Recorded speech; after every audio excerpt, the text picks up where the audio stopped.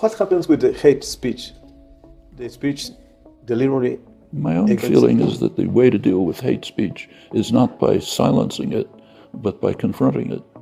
So, for example, if a white supremacist is invited to give a talk somewhere, the right response is not to shout him down, beat up his supporters and so on, but to use the opportunity to educate and to organize and to confront and to develop exposure and organized opposition to the ideas, and that worked. Lying in public.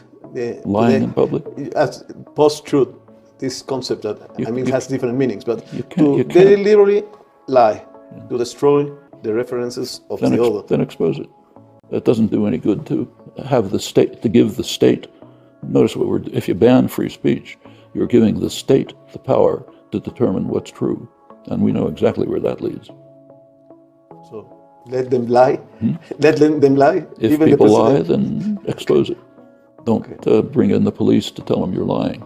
And don't you think that sometimes these are strategies to destroy the public opinion? Oh, sure. In fact, we have huge industries which are devoted to controlling public opinion. It's called the public relations industry, the advertising industry. Its commitment is to control and manipulate public opinion. Should we ban it by law?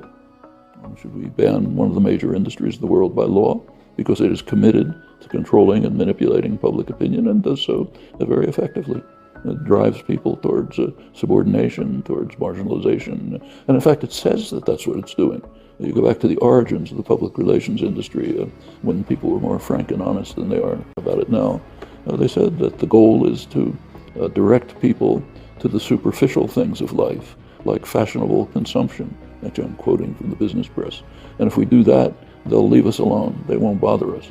The conceptions, which incidentally were held across the spectrum by liberal intellectuals, Walter Lippmann, others, the conception is that I'm actually quoting now, the public are stupid and ignorant.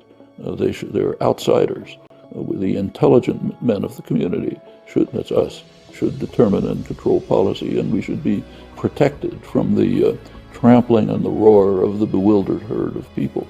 Now, in a free society, they're allowed to vote, unfortunately, but we have to make sure that they are under control. You take Reinhold Niebuhr, one of the leading theologian, intellectuals, highly respected by the liberal community.